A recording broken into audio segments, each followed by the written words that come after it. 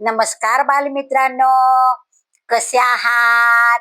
नवरात्र छान साजरी झाली की नाही? पण खूप पाऊस पडत होता. मग काही एन्जॉय करता आलं नाही, नाही का? जाऊ देत. कधी ऊन, कधी पाऊस असं चालणारच. मुलांनो, आज आपला शनिवार, गोष्टीचा वार. आज माझ्या गोष्टीचं नाव आहे लाल बहादूर शास्त्री. मुलांनो, लाल बहादूर शास्त्रींचा जन्म 2 ऑक्टोबर 1904 झाली वाराणसी गावात झाला बर का. आणि ते की नाही भारताचे पंतप्रधान होते. पण त्यांना भारताचे पंतप्रधान आहे असा गर्व नव्हता त्यांना. ते इतके साधे सिंपल, त्यांचा पांढरी शुभ्र टोपी, पांढरा शर्ट, पांढरं धोतर, असा साधा त्यांचा पोशाख असायचा. आणि त्या पदवीचा त्यांना अजिबात गर्व नसायचा. मुलांनो, एकदा काय झालं माहितीये का? पंतप्रधान असताना त्यांना की नाही कुठेतरी प्रवास करायचा होता. तर ते प्रवास करायचा म्हणून अ, अ, ह्याची देशाची गाडी वापरत नसत. ते रेल्वेने प्रवासाला जाणार होते. पण तो गाडी हे करायला हिरवा झेंडा दाखवणारा माणूस असतो की नाही, तर तो माणूस त्याला कळलं की पंतप्रधान येणार आहेत गाडीमध्ये. मग आता काय करायचं आपण? त्यांची हे केलं पाहिजे, त्यांचं छान सत्कार केला पाहिजे. पण तो काय करतो, वाट पाहतो. पण त्यांना वेळ होतो बरं का शास्त्रीजींना. मग शास्त्रीजींना वेळ होतो म्हणून, एक 5 मिनिटं वेळ होतो म्हणून हा काय करतो, हिरवा झेंडा दाखवतच नाही. 5 मिनिटांनी गाडी येते आणि 5 मिनिटं स्टेशनवरच थांबते. का थांबली गाडी? हिरवा झेंडा का लागत नाही? प्रवाशांना खूप त्रास झाला, कारण लोकांना लांब जायचं होतं, वेळेत पोचायचं होतं. का नाही दाखवत? मग जेव्हा शास्त्रीजी आले, तेव्हा त्याला वाटलं मी त्यांच्यासाठी गाडी थांबवली म्हणून त्यांना खूप आनंद होईल. पण ते गाडीत बसले आणि मग त्यांना ते पुढच्या प्रवासाला गेल्यानंतर लोकांकडनं कळलं की तुमच्यामुळे उशीर झाला आणि गाडी लेट 5 मिनिटं चालली. मग त्यांना खूप वाईट वाटलं की आपल्यामुळं देशाचं नुकसान होता कामा नाही, आपल्यामुळे प्रजेचं नुकसान होता कामा नाही. म्हणून मग ते त्यांचं काम करून आल्यानंतर त्यांनी त्या झेंडा दाखवणाऱ्या गाडला कामावरनं काढून टाकलं. का तर अशी हलगर्जी माणसं आपल्याला नको. मी जरी पंतप्रधान असलो तरी मी देशाची काळजी घेण्यासाठी पंतप्रधान झालेलो आहे. म्हणून त्यांना खूप वाईट वाटलं, पण त्यांनी त्याला काढून टाकलं. मुलांनो, एक दिवस की नाही त्यांच्या मुलाचं नाव अनिल शास्त्री बर का. आणि तो एका विद्यालयात तो होता बर का, शाळेत.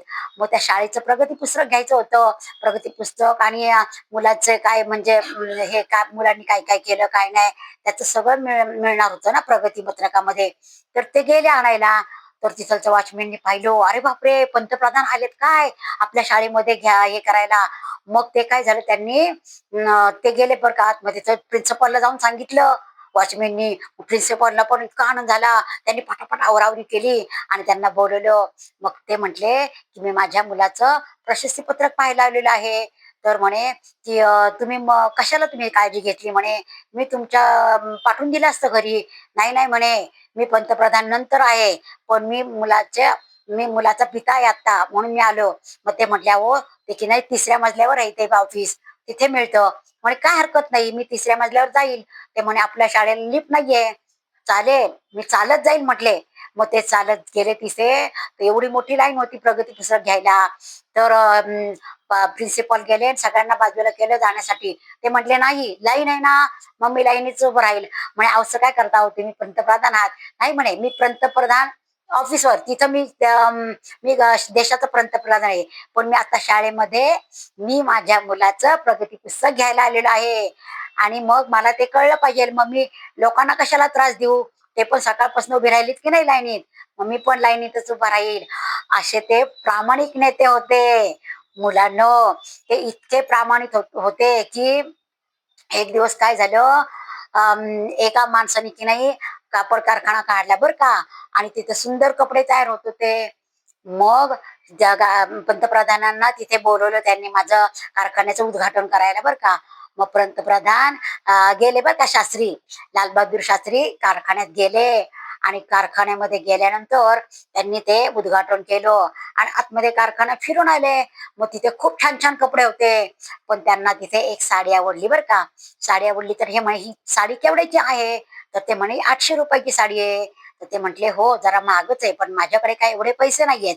तर ते म्हटले, "अहो तुम्ही मालक म्हटला त्या कापडाच्या दुकानाचा मालक म्हटला, की "अहो तुम्ही कशाला पैसे देता? ही तर साडी तुम्हाला आम्ही प्रेझेंट देणार आहे, कारण तुम्ही उद्घाटनाला आले." म्हणे, "नाही, मी माझ्या बायकोसाठी घेणार आहे साडी. जेव्हा माझी ऐपत होईल, तेव्हा ही साडी मी तुमच्या कारखान्यात येऊन मी विकत घेईन. मला फुकटचं काही नको. मी तुमचे उद्घाटन केलंय ना, बस मला तुमच्याकडनं काही नको. माझ्या हस्ते उद्घाटन होणार व्हावं असं तुम्हाला वाटत होतं ना, मी त्याचा मान दिला. मला जनतेबद्दल ओढ आहे, पण जनतेचं मला फुकट काही नको." मुलांनो, लालबहादूर शास्त्रींना देशाच्या सैनिकांबद्दल आणि देशाच्या शेतकऱ्याबद्दल फार प्रेम होतं. देशाचा सैनिक सण वार सोडून देशासाठी लढत आहे आणि शेतकरी सगळ्या जगाला धान्य पुरवत आहे. मग आपण त्यांचा मान राखला पाहिजे, शेतकऱ्यांचा मान राखला पाहिजे, सैनिकांचा मान राखला पाहिजे. म्हणून त्यांनी जय जवान जय किसान ही घोषणा तयार केली आणि हा नारा सगळ्यांना दिला बरं का मुलांनो. त्यांना खूप प्रेम होतं जनतेबद्दल आणि सर्वात साधी राहणी आणि उच्च विचारसरणी असे त्यांचे विचार होते. आणि अशा व्यक्तीचा, अशा सुंदर देशाच्या पंतप्रधानांचा मृत्यू आहे. त्यांचा मृत्यू 11 जून 1966 साली झाला बरं का मुलांनो. अशा देशाच्या पंतप्रधानांना माझे कोटी कोटी प्रणाम. तुम्हाला आवडली का गोष्ट? गोष्ट आवडली असल्यास लाईक करा, शेअर करा आणि सबस्क्राईब करायला विसरायचं नाही.